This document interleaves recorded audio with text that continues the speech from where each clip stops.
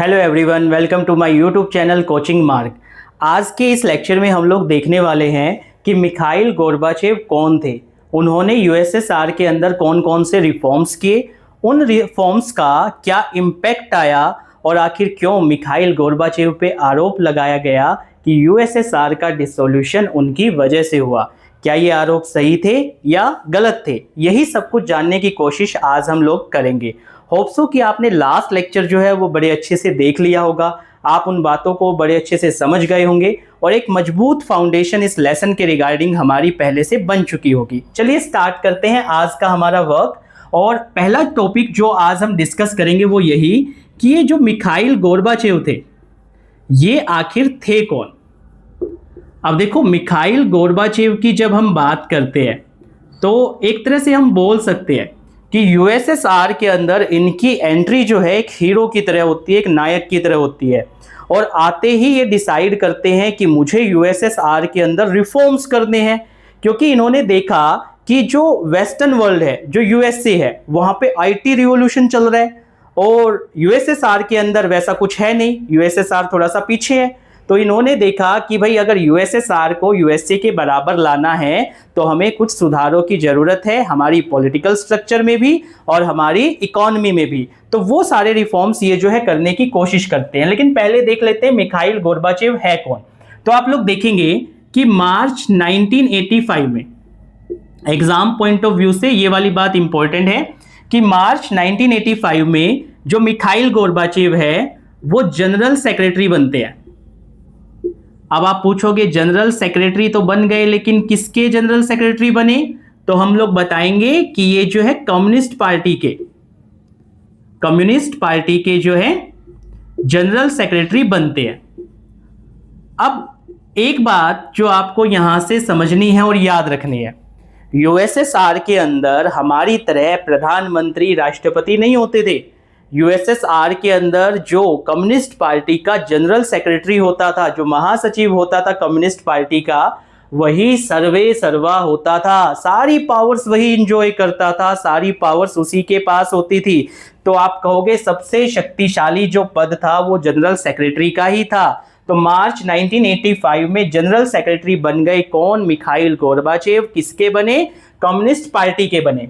और मार्च 1985 से लेकर के दिसंबर 1991 तक यही क्या रहे? कम्युनिस्ट पार्टी के जनरल सेक्रेटरी रहे। इट मींस जब तक यूएसएसआर का डिसोल्यूशन नहीं हो गया तब तक जनरल सेक्रेटरी यही बने रहे। अब एक और इंटरेस्टिंग चीज यहां पे जानने वाली है कि ये जनरल सेक्रेटरी तो थे ही, लेकिन जनरल सेक्रेटरी रहते हुए मार्च 1990 में, मार्च 1990 में इन्होंने क्या किया? एक नया जो है डेजिग्नेशन क्रिएट किया, एक नया पद बनाया और उस पद का नाम क्या था? प्रेसिडेंट। कौन सा पद बनाया? प्रेसिडेंट। जैसे अमेरिका में प्रेसिडेंट होते थे वैसे ही इन्होंने भी अपने यहां एक नया पद बना लिया प्रेसिडेंट का, मार्च 1990 में। तो आप लोग कहोगे कि मार्च 1990 से लेकर दिसंबर 1991 तक यूएसएसआर के प्रेसिडेंट भी यही रहे। ठीक है, इन्होंने ही पद बनाया, सबसे पहले खुद ही पद धारण किया और जब तक यूएसएसआर का डिसोल्यूशन नहीं हो गया तब तक ये प्रेसिडेंट भी बने रहे, है ना। तो एक तरह से हम क्या कहें कि ये मार्च 1985 से लेकर 91 तक जनरल सेक्रेटरी तो है ही, और इसी दौरान मार्च 1990 से लेकर 91 तक ये प्रेसिडेंट भी है। तो इस टाइम पीरियड में इनके पास दो पद है, ये जनरल सेक्रेटरी भी है कम्युनिस्ट पार्टी के और ये यूएसएसआर के प्रेसिडेंट भी है। और इस वाले टाइम से पहले तक ये क्या है? सिर्फ और सिर्फ जनरल सेक्रेटरी है। किसके? कम्युनिस्ट पार्टी के। अब एग्जाम पॉइंट ऑफ व्यू से आपको क्या याद रखना है? एक तो ये कि कम्युनिस्ट पार्टी के जनरल सेक्रेटरी 1985 में कौन बने? Mikhail Gorbachev. एक और इंटरेस्टिंग क्वेश्चन आता है कि यूएसएसआर के पहले और आखिरी प्रेसिडेंट कौन थे? तो आप कहोगे प्रेसिडेंट पहले भी मिखाइल गोर्बाचेव थे और आखिरी भी यही थे, क्योंकि पद इन्होंने ही बनाया और तब तक उस पद पे बने रहे जब तक यूएसएसआर का डिसोल्यूशन नहीं हो गया। एक इंटरेस्टिंग बात और जो आप लोग याद रखेंगे मिखाइल गोर्बाचेव के बारे में कि 1990 में, 1990 में इनको जो है एक प्राइज मिला। कौन सा prize? Nobel peace prize, Nobel शांति पुरस्कार जो है वो इन्हें दिया गया। ये बात भी हम लोग जो है याद रखेंगे कि मिखाइल गोर्बाचेव को नोबल पीस प्राइज कब मिला, 1990 में। तो ये जो है एक ब्रीफ इंट्रो था मिखाइल गोर्बाचेव के बारे में। और अब मिखाइल गोर्बाचेव 1985 में क्या कर चुके हैं, यूएसएसआर में आ चुके हैं। और यूएसएसआर में आने के बाद इनकी सोच क्या है कि मुझे रिफॉर्म्स करने हैं, मुझे सुधार करने हैं। देखते हैं कौन कौन से रिफॉर्म्स जो है वो इन्होंने किए। इसको इरेज कर देते हैं, ठीक है। इसको इरेज करने के बाद अब रिफॉर्म्स पे चलते हैं। एग्जाम पॉइंट ऑफ व्यू से आप लोग इनके नोट्स जो हैं साथ की साथ बना सकते हैं, ताकि एग्जाम टाइम पे ये चीजें जो है याद करने में आपको आसानी हो जाए। चलिए रिफॉर्म्स की बात करते हैं। रिफॉर्म्स इंप्लीमेंटेड बाय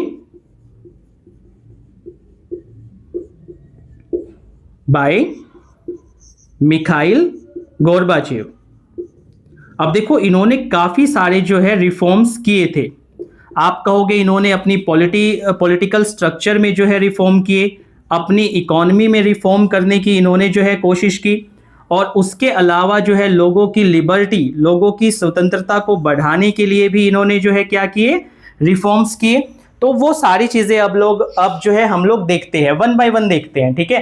पहली चीज जो हम लोग याद रखेंगे, पहली चीज जो हम याद रखेंगे वो क्या, कि इन्होंने सिविल लिबर्टी को, लोगों की जो स्वतंत्रता थी उसको इंक्रीज करने के लिए, उसको बढ़ाने के लिए क्या क्या रिफॉर्म्स किए।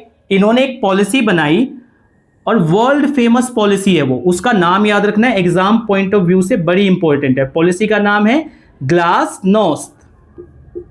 अब आप पूछोगे सर ये ग्लासनोस्ट की पॉलिसी जो है वो क्या है, तो आप इसका सिंपल मीनिंग समझ सकते हो, ओपननेस। ओपननेस। अब इसका मीनिंग क्या है वो थोड़ा सा समझते हैं। इन्होंने दरअसल लोगों की स्वतंत्रता को बढ़ाया अपनी ग्लासनोस्ट यानी ओपननेस की पॉलिसी के थ्रू। पहली चीज जो इस पॉलिसी के अंडर इन्होंने की वो क्या, इन्होंने लोगों को फ्रीडम ऑफ स्पीच दिया। Freedom of speech. इससे पहले तक लोगों के पास बोलने की आज़ादी नहीं थी, अभिव्यक्ति की आज़ादी नहीं थी। लोग कार्टून्स वगैरह के थ्रू अपनी बातें जो है एक्सप्रेस करते थे, लेकिन इन्होंने लोगों को पहली बार फ्रीडम ऑफ स्पीच दिया। दूसरी चीज जो इन्होंने क्या की, जो कि लोगों को राइट टू क्रिटिसाइज गवर्नमेंट, कि भाई अगर आप लोग जो है सरकार के काम से खुश नहीं हैं तो आप अपनी सरकार की आलोचना कर सकते हैं। राइट टू क्रिटिसाइज गवर्नमेंट इन्होंने दिया। इन्होंने जो प्रेस थी, जो मीडिया था, उसको फ्री किया। So freedom of press, press को स्वतंत्र किया। पहले क्या था कि जो प्रेस थी, मीडिया थी, वो आज़ाद ही नहीं थी, और जहां प्रेस आज़ाद नहीं होगी वहां लोग क्या ही कुछ सरकार के खिलाफ कर पाएंगे, तो फ्रीडम ऑफ प्रेस दिया। और फोर्थ इन्होंने क्या किया, जो सेंसरशिप था उसको खत्म कर दिया, अबॉलिश सेंसरशिप, ठीक है, अबॉलिश कर दिया किसको, सेंसरशिप को। तो ये इनकी पहली पॉलिसी थी जिसको बोला जाता है ग्लासनोस्ट, मतलब ओपननेस की पॉलिसी, खुलेपन की नीति। और इसकी हेल्प से इन्होंने किया क्या, इन्होंने दरअसल किया कि जो नागरिक स्वतंत्रता थी उसको इंक्रीज कर दिया। अब दूसरे पे आते हैं। दूसरा रिफॉर्म जो इन्होंने किया वो अपनी इकोनॉमी में किया, और इकोनॉमी में इन्होंने जो पॉलिसी अडॉप्ट की रिफॉर्म के लिए उसे बोलते हैं पेरेस्ट्रोइका। पेरेस्ट्रोइका, ठीक है। ये सारे नाम जो है, दोनों ही नाम ग्लासनोस्ट, पेरेस्ट्रोइका, दोनों याद रखने एग्जाम पॉइंट ऑफ व्यू से मोस्ट इंपॉर्टेंट है। और ये जो पेरेस्ट्रोइका है इसको क्या बोल सकते हैं हम लोग सिंपल लैंग्वेज में, रीस्ट्रक्चरिंग, मतलब अपनी इकोनॉमी की पुनर्रचना करना। अब देखो जिस समय मिखाइल गोर्बाचेव आए, उन्होंने देखा कि हमारी जो इकोनॉमी है वो तो स्टेट कंट्रोल्ड है, सारा का सारा जो काम है वो सरकार करती है, इकोनॉमी से रिलेटेड, इकोनॉमी पे सरकार का कंट्रोल है और हैवी कंट्रोल है। इस चीज को तो भाई हमें कम करना पड़ेगा, ठीक है। तो इन्होंने यही किया कि जब इन्होंने देखा कि हमारी इकोनॉमी जो है वो हैवीली सेंट्रलाइज्ड है, पूरा का पूरा स्टेट का कंट्रोल है इकोनॉमी के ऊपर, तो हमें क्या करना पड़ेगा, इसको डिसेंट्रलाइज्ड करना पड़ेगा। और जब हम इसको डिसेंट्रलाइज्ड करेंगे तो हमें दो चीजें अलाउ करनी पड़ेंगी। पहला कि हमें प्राइवेट जो ओनरशिप है वो अलाउ करना पड़ेगा। तो इन्होंने प्राइवेट ओनरशिप को अलाउ कर दिया। पहले सभी चीजों की मालिक सरकार थी, अब निजी व्यक्ति जो पर्सनल जो प्राइवेट लोग हैं वो भी जो है मालिक बन सकते थे बिल्डिंग्स के, फैक्ट्रीज के, तो वो सारी चीजें। दूसरा इन्होंने क्या किया, इन्होंने फॉरेन इन्वेस्टमेंट को अलाउ किया। फॉरेन इन्वेस्टमेंट इसको अलाउ किया कि जो दूसरे देशों के लोग हैं वो भी अब हमारे यहाँ पे क्या कर सकते हैं, इन्वेस्ट कर सकते हैं। तो इस तरीके से इन्होंने अपनी इकोनॉमी को रिस्ट्रक्चर जो है करने की कोशिश की। प्राइवेट ओनरशिप को अलाउ किया, फॉरेन इन्वेस्टमेंट को अलाउ किया, और सरकार के कंट्रोल को जो है वो क्या किया, कम किया। तो यहां तक हमने देखा कि सिविल लिबर्टी बढ़ गई, इकोनॉमी को रिस्ट्रक्चर कर दिया। अब आते हैं थर्ड कि इन्होंने अपने पॉलिटिकल सिस्टम में क्या चेंज किया। अब तक आपने देखा था कि यूएसएसआर के अंदर एक ही पार्टी थी, कम्युनिस्ट पार्टी, और उस कम्युनिस्ट पार्टी की मोनोपोली थी, मतलब वही चुनाव में पार्टिसिपेट करती थी, उन्हीं के कैंडिडेट जो है चुनाव में पार्टिसिपेट करते थे, जीतते थे। कम्युनिस्ट पार्टी थी, उसकी मोनोपोली थी। लेकिन ये कम्युनिस्ट पार्टी तो लोगों के प्रति जवाबदेही नहीं थी, अनअकाउंटेबल थी। तो इसी चीज को लेकर के गोर्बाचेव ने क्या किया, इस मोनोपोली को खत्म किया और देश के अंदर जो है मल्टी कैंडिडेट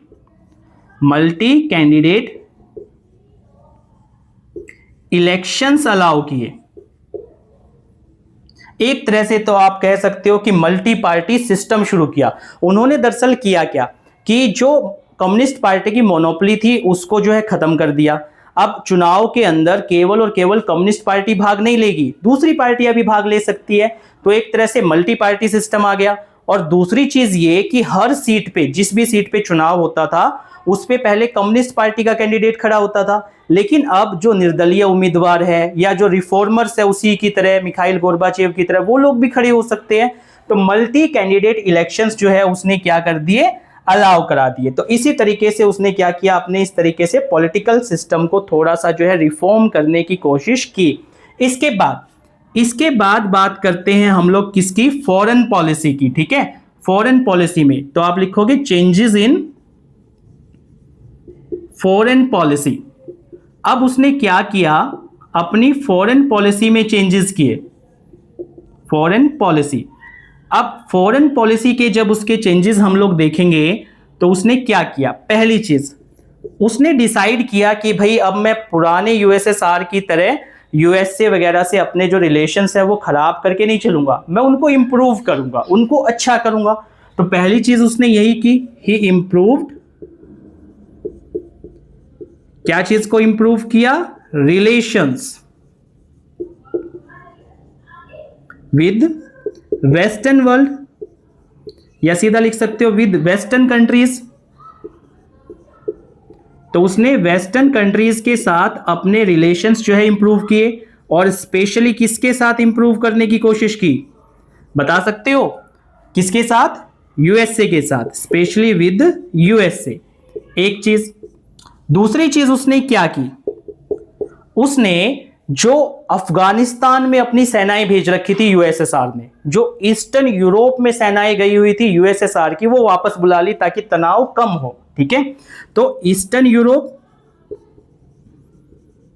यूरोप जहां पे यूएसएसआर का कंट्रोल था, और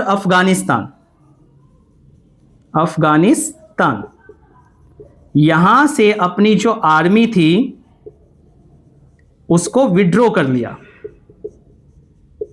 उसको वापस जो है उसने बुला लिया कि भाई अब यहां पे सेनाएं रखने की जरूरत नहीं है, इनको वापस बुलाओ, तभी तो रिलेशंस क्या होंगे, अच्छे होंगे। और तीसरी चीज जो उसने की, जो आप लोग याद रखेंगे, क्या उसने जो परमाणु हथियार थे, आर्म्स, न्यूक्लियर वेपन्स थे, उनको कम करने की संधियां, ट्रीटीज साइन की बहुत सारी वेस्टर्न कंट्रीज के साथ। तो आर्म्स रिडक्शन ट्रीटीज उसने साइन की, रिडक्शन ट्रीटीज। ठीक है, ये उसने साइन की ताकि दुनिया भर के अंदर जो परमाणु हथियार है, जो न्यूक्लियर वेपन्स है, जो न्यूक्लियर आर्म्स है, वो कम हो सके और दुनिया के अंदर तनाव जो है वो क्या हो सके, कम हो सके। तो देखो ये सारे के सारे रिफॉर्म्स जो है हमारे नायक, जिनका नाम था मिखाइल गोर्बाचेव, उन्होंने किए थे। पहला, इन्होंने सिविल लिबर्टी को बढ़ाने के लिए ग्लासनोस्ट की पॉलिसी अपनाई, ओपननेस की पॉलिसी अपनाई, जिसमें नागरिकों को फ्रीडम ऑफ स्पीच दिया, राइट टू क्रिटिसाइज गवर्नमेंट दिया, प्रेस को फ्री किया, सेंसरशिप को खत्म किया। दूसरा, इन्होंने इकोनॉमी को रिस्ट्रक्चर करने की कोशिश की, फॉरेन इन्वेस्टमेंट को अलाउ किया, प्राइवेट ओनरशिप को अलाउ किया। तीसरा, इन्होंने अपने पॉलिटिकल सिस्टम को दुरुस्त किया, मल्टी पार्टी सिस्टम लेकर के आए, जो मोनोपोली थी कम्युनिस्ट पार्टी की उसको खत्म किया, मल्टी कैंडिडेट इलेक्शंस जो है अलाउ कराएं। हालांकि ये करवाया इन्होंने 89-90 के आसपास था, लेकिन करवाया। और इसके अलावा इन्होंने अपनी फॉरेन पॉलिसी को चेंज किया कि अब हमें जो है दूसरे देशों के साथ अपने जो रिलेशंस है, वेस्टर्न कंट्रीज के साथ, वेस्टर्न नेशंस के साथ जो हमारे रिलेशंस है उसको अच्छा करना है। और उसके लिए इन्होंने आर्म्स रिडक्शन ट्रीटीज साइन की, आर्मी जो है वो वापस बुलाई ईस्टर्न यूरोप से, अफगानिस्तान से। तो ये सारा कुछ जो है वो इन्होंने किया। तो होप सो आपको रिफॉर्म समझ में आ गए होंगे। मिखाइल गोर्बाचेव कौन थे वो समझ में आ गया होगा। कोई भी डाउट है कमेंट सेक्शन में आप लोग डाल सकते हैं। अब इसके बाद चलते हैं रिफॉर्म्स के बाद। अब हम देखते हैं कि इन रिफॉर्म्स का इंपैक्ट क्या आया और कैसे इन रिफॉर्म्स की वजह से अगर हम बात करें तो यूएसएसआर का जो डिसोल्यूशन है वो हुआ। देखते हैं वन बाय वन। चलिए स्टार्ट करते हैं। हिज रोल इन, जो उसके रिफॉर्म्स थे, ठीक है, his role in dissolution of USSR, ठीक है।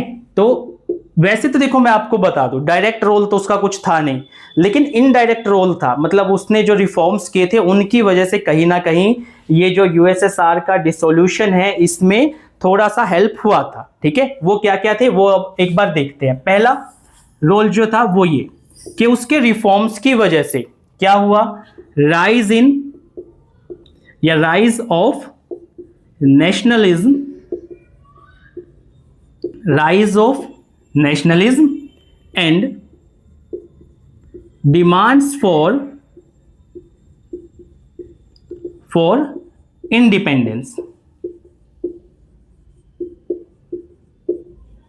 ये पहली चीज हुई थी उसके रिफॉर्म्स की वजह से। अब कैसे क्या हुआ थोड़ा सा देखते हैं। राइज ऑफ नेशनलिज्म की बात की हमने, डिमांड्स ऑफ इंडिपेंडेंस की बात की। अब देखो उसने अपने रिफॉर्म्स के थ्रू लोगों को फ्रीडम ऑफ स्पीच दिया, राइट टू क्रिटिसाइज गवर्नमेंट दिया। अब जब लोगों के अंदर बोलने की आज़ादी, मतलब लोगों को बोलने की आज़ादी मिलेगी और ऐसे लोग जिन्हें लंबे समय से सप्रेस करके रखा गया है, तो वो लोग क्या करेंगे, अपनी जो फीलिंग्स है, अपने जो सेंटिमेंट्स है उनको बाहर तो निकालेंगे। तो यूएसएसआर के अंदर सेम चीज़ थी कि यूएसएसआर के अंदर जो 15 रिपब्लिक शामिल थे उनमें से बहुत सारों के अंदर जो अपनी नेशनलिज्म की फीलिंग थी, सेंटीमेंट्स थे, वो कहीं ना कहीं दबे हुए थे। और जैसे ही लोगों को फ्रीडम ऑफ स्पीच मिला तो वो जो सेंटीमेंट्स थे, जो नेशनलिस्ट सेंटीमेंट्स थे, जो अपनी देशभक्ति की जो भावनाएं थी वो बाहर निकल कर आने लगी। और जब ये नेशनलिस्ट सेंटीमेंट्स बाहर निकले तो उन देशों ने डिमांड करना शुरू किया किसके लिए, इंडिपेंडेंस के लिए, कि हमें अब यूएसएसआर पसंद नहीं, हम उससे बाहर निकलना चाहते हैं। तो ये सारा कुछ हुआ और इसकी कौन सी पॉलिसी की वजह से, जिस पॉलिसी के थ्रू इसने लोगों को फ्रीडम ऑफ स्पीच दिया था। तो इसकी जो ग्लासनोस्ट वाली जो पॉलिसी थी, ग्लासनोस्ट मतलब ओपननेस, ये वाली जो पॉलिसी थी, इस पॉलिसी की वजह से हुआ क्या कि जो नेशनलिस्ट सेंटीमेंट्स थे, नेशनलिस्ट सेंटीमेंट्स वो इरप्ट हुए, सेंटीमेंट्स इरप्टेड, ठीक है। और जब नेशनलिस्ट सेंटीमेंट्स इरप्ट हुए तो क्या हुआ, कुछ रिपब्लिक्स के अंदर, जो 15 रिपब्लिक्स इसके अंदर शामिल थे, उनमें से कुछ के अंदर, जैसे एग्जांपल ले लेते हैं हम लोग बाल्टिक नेशंस का, बाल्टिक स्टेट्स का, ठीक है। अब बाल्टिक स्टेट्स कौन कौन से थे, सबको याद होगा, 3 बाल्टिक स्टेट्स मैंने बताए थे। बाल्टिक स्टेट्स के अंदर शामिल था एस्टोनिया और कौन शामिल था? लाटविया। और कौन शामिल था? लिथुआनिया। ठीक है, तो जब लोगों को फ्रीडम ऑफ स्पीच मिला तो इन लोगों के अंदर, स्पेशली इन नेशंस के अंदर, इन स्टेट्स के अंदर जो नेशनलिस्ट सेंटीमेंट्स था, अपनी देशभक्ति की जो भावना थी वो बाहर निकली। और उसके बाद इन स्टेट्स के अंदर क्या हुआ? स्ट्रॉन्ग नेशनलिस्ट या स्ट्रॉन्ग इंडिपेंडेंस मूवमेंट्स चले। Independence movements. क्या बात आई समझ में? कि ये वो लोग थे, वो स्टेट्स थे, वो रिपब्लिक्स थे जिनको कि लंबे समय से दबाकर रखा गया था। ठीक है, इन लोगों की अपनी आइडेंटिटी थी, अपने इंटरेस्ट थे और दबा करके रखे गए थे। जब इन्हें फ्रीडम ऑफ स्पीच मिला तो क्या हुआ? इन लोगों ने अपनी जो भावनाएं थी उनको बाहर निकालना शुरू किया और जो स्वतंत्रता के लिए आंदोलन थे वो यहां पर चलने शुरू हो गए। अब एग्जाम पॉइंट ऑफ व्यू से आप लोग ये वाली कंट्री का नाम याद रखना। सबसे पहले जो यूएसएसआर से अलग हुआ था वो ये वाला कंट्री हुआ था, तो लिथुआनिया का नाम याद रखेंगे आप लोग। उसके बाद ये दोनों हुए थे। तो एग्जाम में क्वेश्चन आ जाता है कि कौन सबसे पहले अलग हुआ, तो आप लोग याद रखेंगे लिथुआनिया ने सबसे पहले स्वतंत्र होने की घोषणा कर दी थी। 1990 में ही कर दी थी इसने। तो ये बात हम लोग याद रखेंगे। हालांकि सभी ऐसे नहीं थे, सभी रिपब्लिक्स, जो 15 रिपब्लिक्स थे वो सबके सब ऐसे नहीं थे जिनमें नेशनलिस्ट सेंटीमेंट्स जो है वो बाहर निकले। कुछ अभी भी यूएसएसआर के साथ बने रहना चाहते थे। जैसे एग्जाम्पल के लिए आप लोग याद रख लो कि जो सेंट्रल एशियन रिपब्लिक्स थे, रिपब्लिक्स। अब ये सेंट्रल एशियन रिपब्लिक्स कौन कौन से थे? तो कल भी मैंने बताया था, जो तान वाली कंट्रीज है 5, उज्बेकिस्तान, कजाकिस्तान, किर्गिस्तान, तुर्कमेनिस्तान और ताजिकिस्तान। ये पांचों अभी भी यूएसएसआर के साथ ही क्या था? रहना चाहते थे।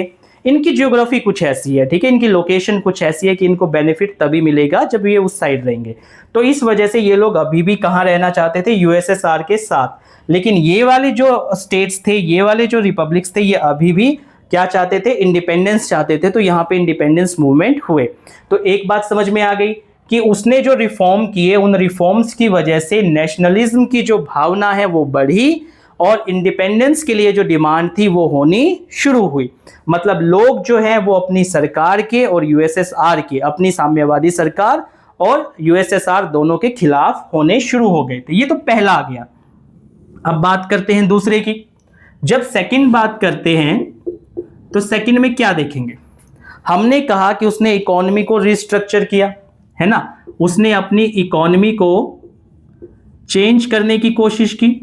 उसके लिए जो पॉलिसी उसने अडॉप्ट की, क्या नाम था? याद हो गया होगा सबको, पेरिस्ट्रोइका।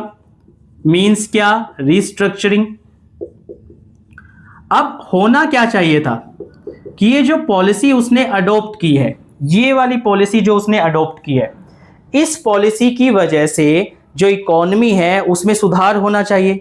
और सुधार ना भी हो तो एटलीस्ट वो स्टेबल हो जाए, स्थिर हो जाए। लेकिन ये वाली जो पॉलिसी थी वो फेल हो गई। Failed to stabilise economy. अब जब ये वाली पॉलिसी जो है वो फेल हो गई, तो इसके फेल होने की वजह से, मतलब जो उसने प्राइवेट ओनरशिप अलाउ की थी, उसने जो फॉरेन इन्वेस्टमेंट अलाउ किया था, उनकी वजह से उनके फेल होते ही हुआ क्या? स्थिति जो है वो और बिगड़ गई। कैसे बिगड़ गई?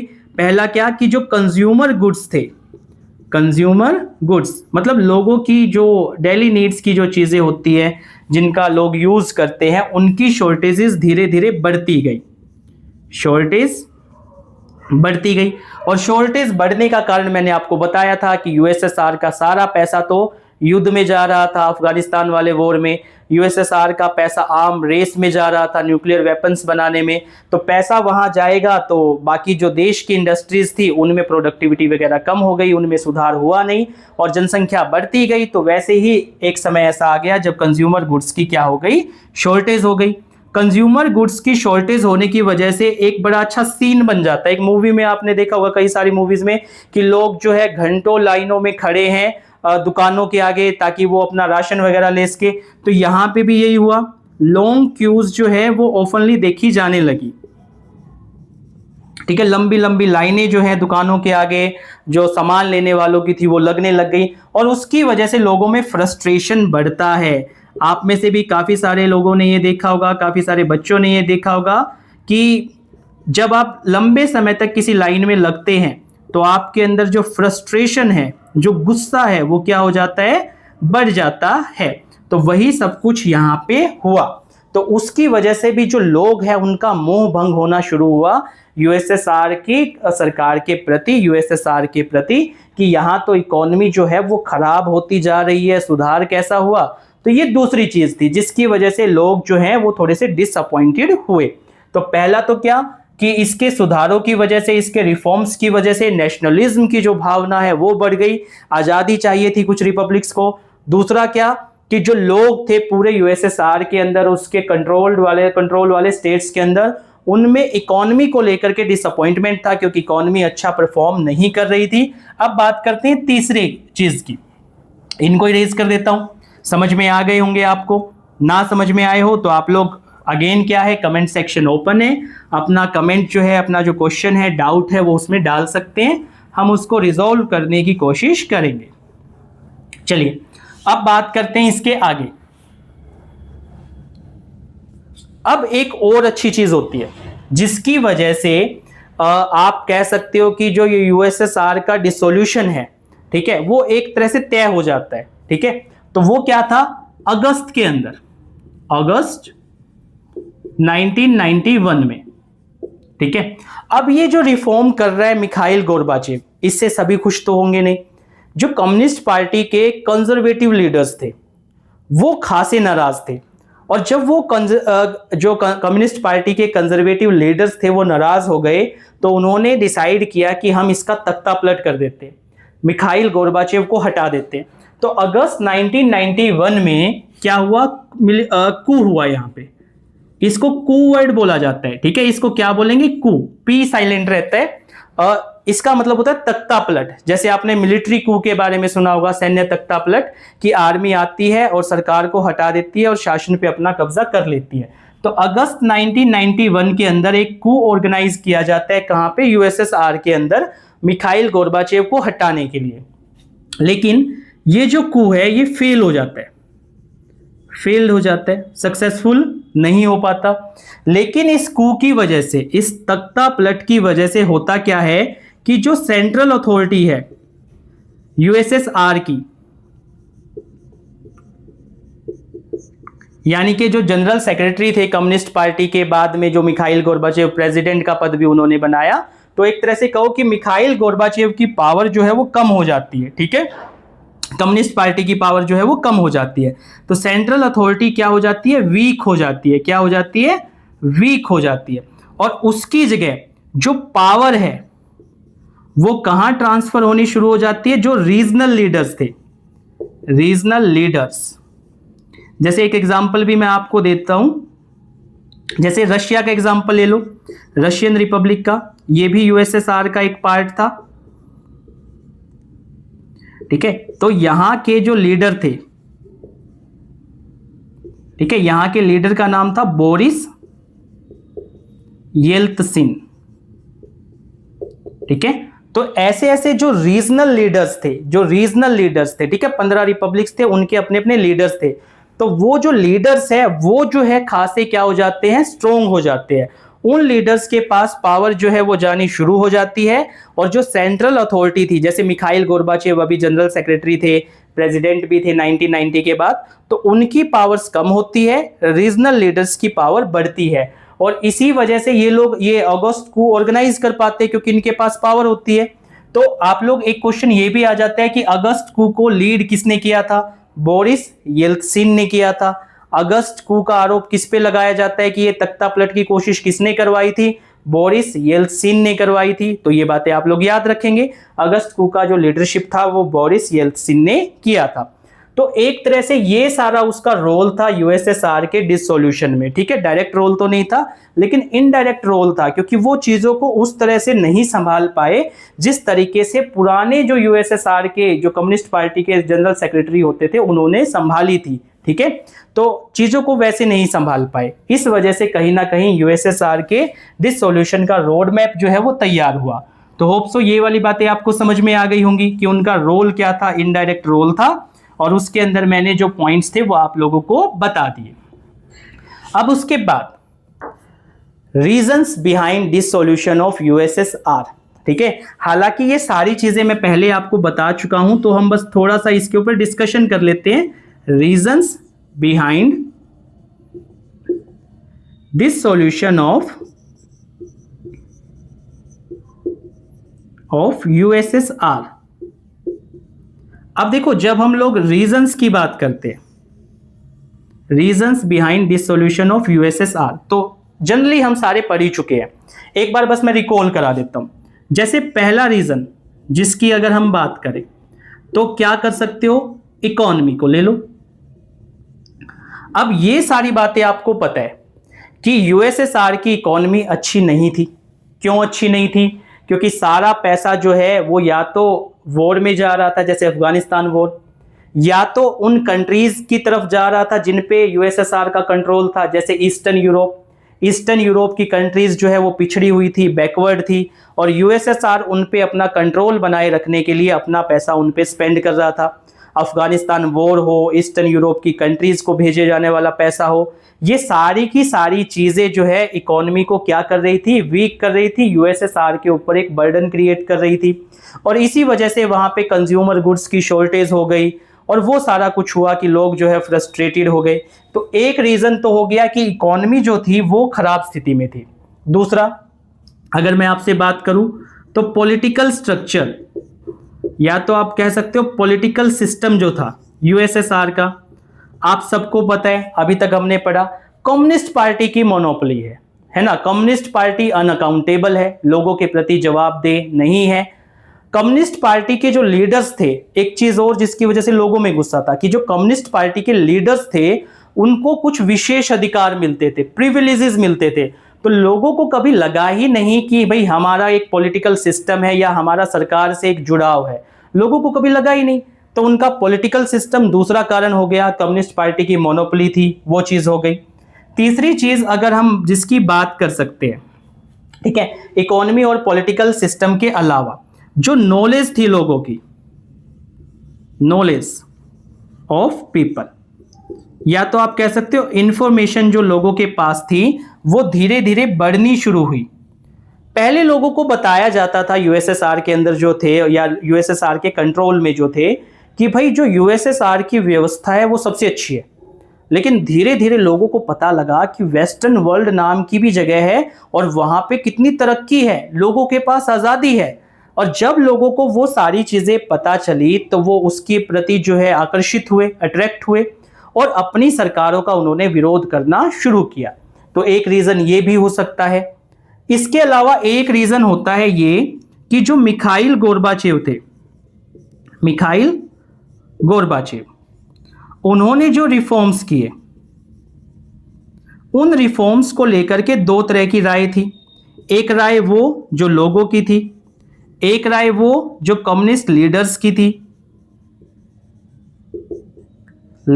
थी, अब देखो, लोगों का ये मानना था कि गोर्बाचेव जो रिफॉर्म कर रहे हैं वो बहुत धीरे धीरे कर रहे हैं, उनको थोड़ा सा जो है तेजी से रिफॉर्म करने चाहिए, ठीक है। तो लोगों का मानना था कि गोर्बाचेव को क्या करना चाहिए, should have move much faster, और तेजी से उन्हें रिफॉर्म करने चाहिए, मच फास्टर। तो उन्हें और तेजी से जो है रिफॉर्म करने चाहिए, है ना, क्योंकि जब उन्हें फ्रीडम ऑफ स्पीच मिली तो अचानक से सभी तरफ से जो है ये मांग आनी शुरू हो गई कि रिफॉर्म तेज करो, तेज करो। और कम्युनिस्ट लीडर्स को लगता था कि गोर्बाचेव जो है वो ज्यादा ही तेजी से बढ़ रहे हैं। तो देखो, दोनों में कॉन्ट्राडिक्शन आ गया। लोग चाहते थे कि और तेजी से रिफॉर्म हो, और कम्युनिस्ट लीडर को लगता था कि रिफॉर्म जरूरत से ज्यादा तेज हो रहे हैं, इनको इनकी जो रफ्तार है, इनका जो मोमेंटम है वो क्या किया जाए, कम किया जाए, ठीक है। तो इनका मानना था कि जो गोर्बाचेव है वो मूव कर रहे हैं, वॉज मूविंग टू क्विकली, ठीक है, इन कीवर्ड्स को आप लोग याद रखना, एग्जाम में काम आएंगे। तो लोगों का मानना था कि रिफॉर्म तेजी से होने चाहिए और कम्युनिस्ट लीडर का मानना था कि रिफॉर्म पहले से ही ज्यादा तेज हो रहे हैं, इनको थोड़ा सा धीमा करना चाहिए। तो एक ये भी था, कॉन्ट्राडिक्शन था यहाँ पे मिखाइल गोर्बाचेव को लेकर के, इनके सुधारों की रफ्तार को लेकर के, जिसको मिखाइल गोर्बाचेव जो है वो ठीक से टैकल नहीं कर पाए, ठीक से जो है इस चीज को संभाल नहीं पाए। एक रीजन जो है वो कहीं ना कहीं ये वाला भी हो सकता है जिसकी बात हमने की अभी, कि मिखाइल गोर्बाचेव जो थे उनका। उसके बाद बात आती है ये जो हमने अभी की थी, नेशनलिज्म की फीलिंग वाली, नेशनलिज्म। अब एक बात देखो, पहले से ये बात तय थी कहीं ना कहीं कि कुछ ऐसे रिपब्लिक्स है यूएसएसआर के अंदर जिनके अंदर नेशनलिज्म की फीलिंग जो है कभी ना कभी इरप्ट होगी, और उनमें नाम लिया जाता था किसका, सेंट्रल एशियन रिपब्लिक्स का, कि जो सेंट्रल एशियन रिपब्लिक्स हैं, एशियन रिपब्लिक्स हैं, इनके अंदर कभी ना कभी नेशनलिस्ट सेंटीमेंट्स इरप्ट होंगे। और जब फ्रीडम ऑफ स्पीच मिला तो उसके बाद तो तय था कि इनके अंदर आएगा। क्यों? क्योंकि इन लोगों को की जब हम बात करते हैं तो एथनिक वे में, और आप बात करो कि रिलीजन के मामले में, ठीक है, रिलीजन के मामले में, एथनिसिटी के मामले में, ये लोग जो है वो यूएसएसआर के बाकी रिपब्लिक से अलग थे। तो ये तय था कि इन लोगों के अंदर नेशनलिस्ट सेंटीमेंट्स आएंगे, लेकिन आए नहीं। इन लोगों ने तो यूएसएसआर के साथ बने रहना स्वीकार किया। जबकि जो रिपब्लिक्स प्रोस्पेरस थे और ज्यादा यूरोपियन कृत थे, ठीक है, जहां पे यूरोपियन कल्चर ज्यादा था, उन कंट्रीज के अंदर ये वाले जो नेशनलिज्म वाले सेंटीमेंट्स है ये पहले आए।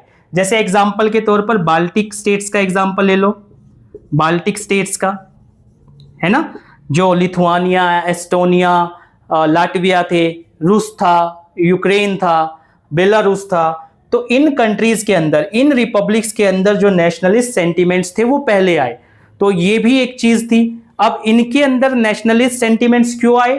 क्योंकि इन लोगों को कहीं ना कहीं लगने लग गया था कि ये जो अफगानिस्तान का वॉर है, जो ईस्टर्न यूरोप की कंट्रीज है ना, वो कहीं ना कहीं जो है बर्डन है, हमारा जो पैसा है वो उन पे स्पेंड हो रहा है, तो अच्छा है निकल ले यहाँ से, अलग हो जाए। तो इस वजह से भी इन लोगों ने इंडिपेंडेंस की डिमांड शुरू की। तो ये सारे के सारे रीजंस हैं जिन रीजंस की वजह से कहीं ना कहीं यूएसएसआर का डिसोल्यूशन हुआ।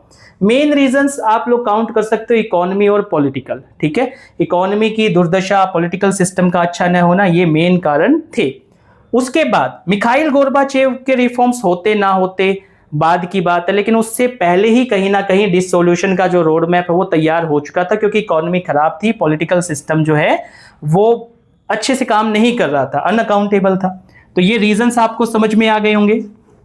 उसके बाद अब एक लास्ट टॉपिक आज के लिए कर लेते हैं, कॉन्सिक्वेंसेस क्या क्या निकले। और उससे पहले एक चीज और देखते हैं, ठीक है, क्या देखते हैं हम लोग कि दिसंबर 1991 में इन सारे रीजंस की वजह से, ठीक है, इन सारे रीजंस की वजह से क्या हो गया, dissolution of USSR, dissolution of USSR, ठीक है, यूएसएसआर जो है उसका विघटन हो गया। दिसंबर 1991 में रशिया ने, यूक्रेन ने, यूक्रेन के बाद बेलारूस ने क्या किया, डिक्लेयर कर दिया, declared that USSR was disbanded, कि यूएसएसआर जो है अब से विघटित हुआ माना जाए, इन्होंने डिक्लेयर कर दिया। इस डिक्लेरेशन के बाद जब यूएसएसआर डिसोल्यूशन हो गया यूएसएसआर का, मिखाइल गोर्बाचेव ने अपना पद छोड़ दिया उसके बाद, तो उसके बाद बनाया गया कॉमनवेल्थ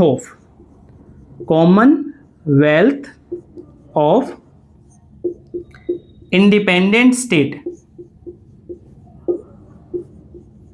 स्टेट्स, ठीक है भाई, 15 रिपब्लिक इसके अंदर शामिल थे।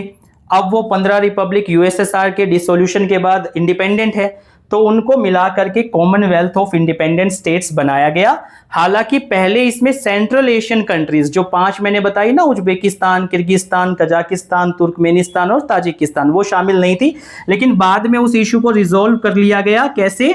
उन सेंट्रल एशियन कंट्रीज को इसका फाउंडिंग मेंबर बना लिया गया, एशियन कंट्रीज को।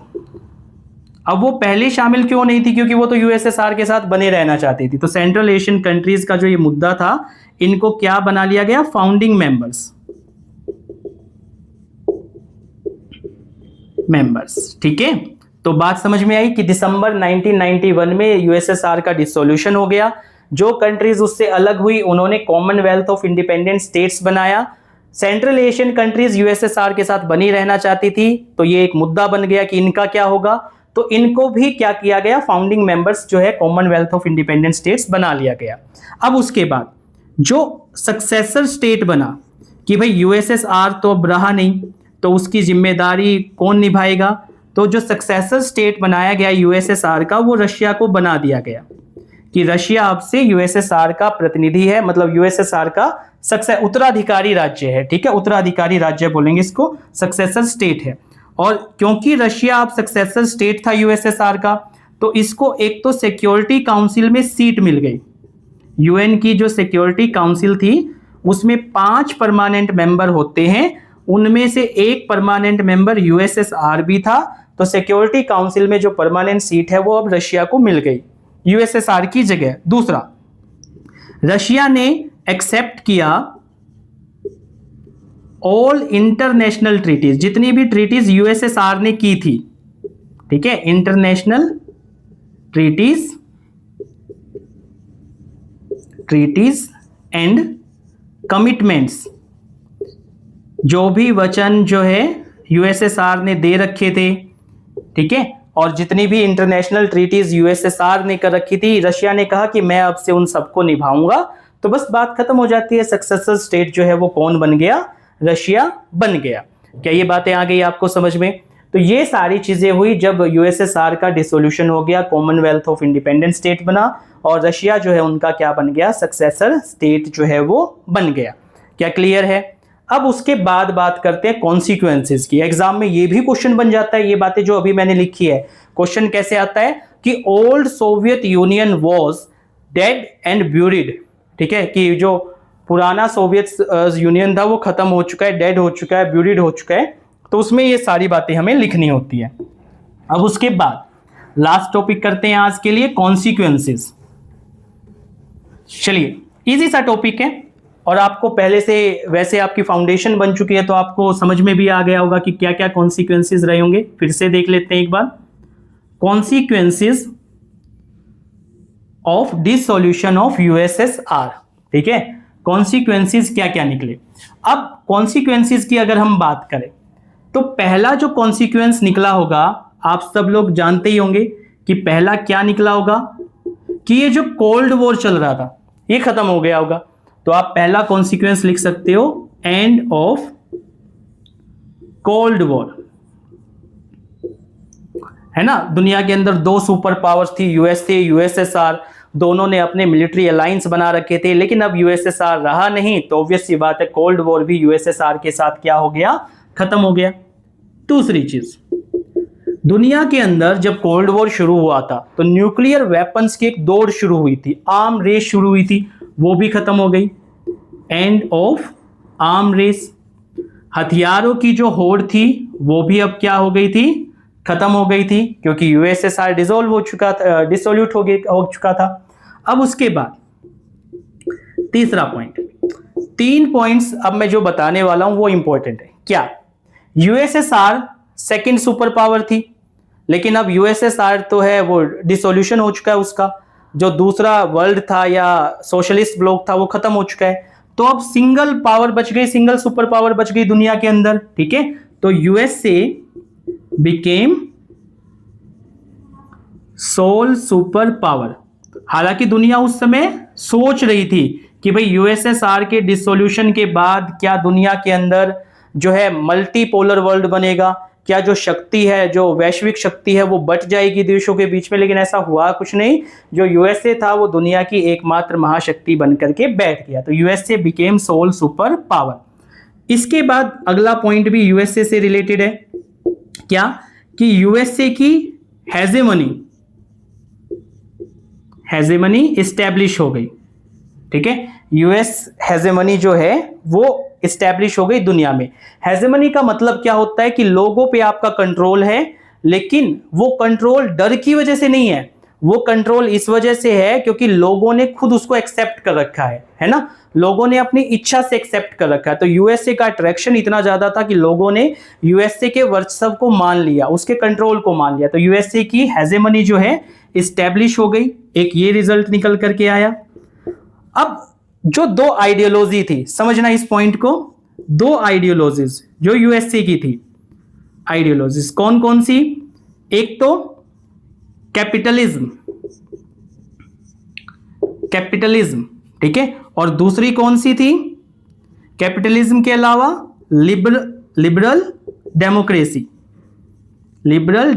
बड़ी आसान सी है दोनों आइडियोलॉजी, अभी मैं बता देता हूं, क्लियर हो जाएगा। ठीक है, कैपिटलिज्म का मतलब क्या है कि जो इकोनॉमी है वो फ्री होनी चाहिए। इकोनॉमी जो है वो क्या होनी चाहिए? फ्री होनी चाहिए। मार्केट में गवर्नमेंट का इंटरफेरेंस नहीं होना चाहिए। बात आई समझ में कि जो इकोनॉमी है, अर्थव्यवस्था है, उसमें सरकार का कंट्रोल ना हो, डिमांड सप्लाई की फोर्सेस जो है वही मार्केट को रेगुलेट करे। तो जो इकोनॉमी है उसमें कैसी होनी चाहिए? कैपिटलिस्ट इकोनॉमी होनी चाहिए। एक तो ये आइडियोलॉजी पूरी दुनिया में एक्सेप्ट कर ली गई कि अर्थव्यवस्था जो है वो कैसी होनी चाहिए? पूंजीवादी।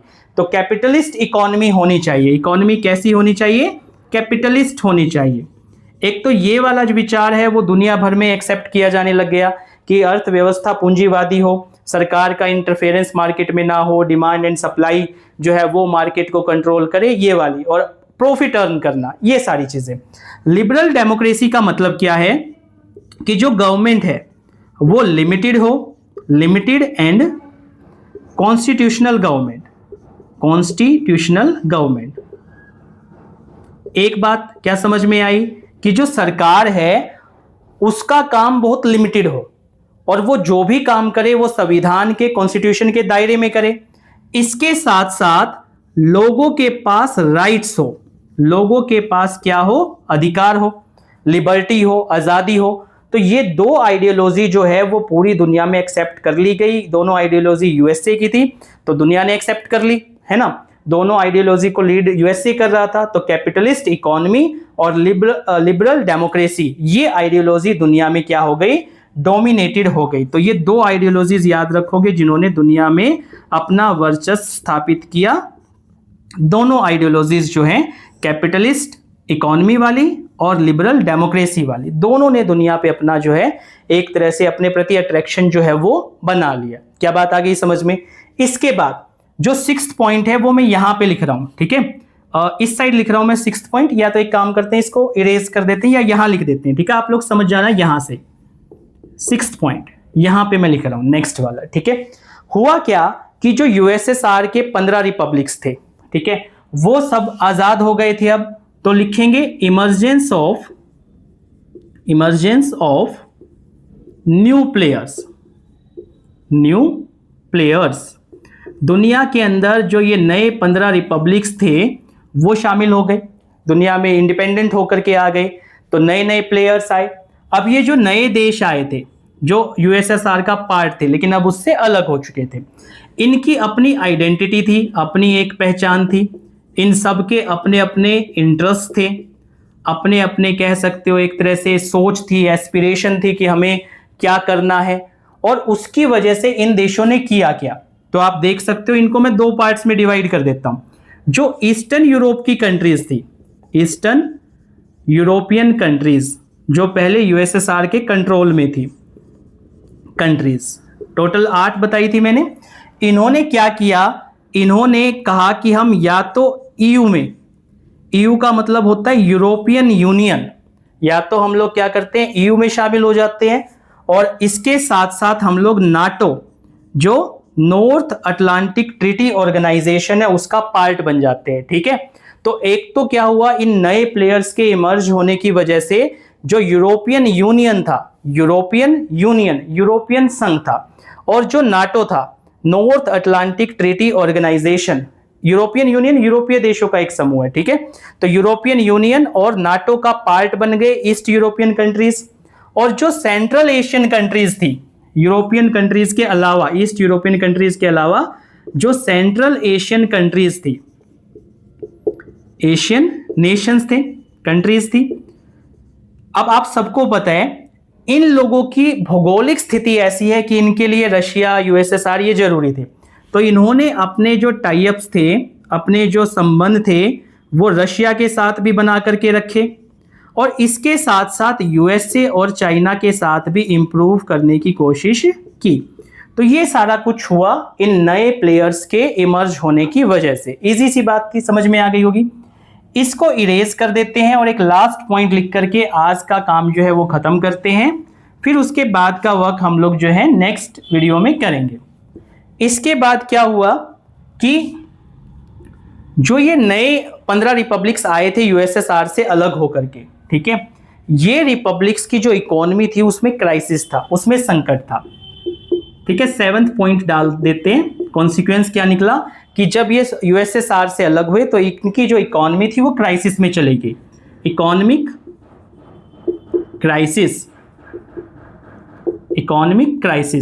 और ये इकोनॉमिक क्राइसिस ऐसा वैसा नहीं था, सीवियर था, बहुत खतरनाक इकोनॉमिक क्राइसिस था इन पोस्ट सोवियत स्टेट्स। ये जो 15 रिपब्लिक्स आए थे इनमें से ज्यादातर की इकोनॉमी जो है वो क्राइसिस में चली गई थी। कल हम देखेंगे कि इनकी इकोनॉमी को जो है किस चीज ने क्राइसिस में डाला, कैसे क्या हुआ, शॉक थेरेपी क्या थी, वो सब कुछ हम कल देखेंगे। तो होप सो कि ये लेक्चर्स आपको जो है किसी ना किसी वे में बेनिफिट करते होंगे, आपके एग्जाम्स में ये हेल्पफुल रहेंगे। अगर आपको ये लेक्चर्स अच्छे लग रहे हैं तो मेरे चैनल को लाइक कीजिए, सब्सक्राइब कीजिए। Thank you.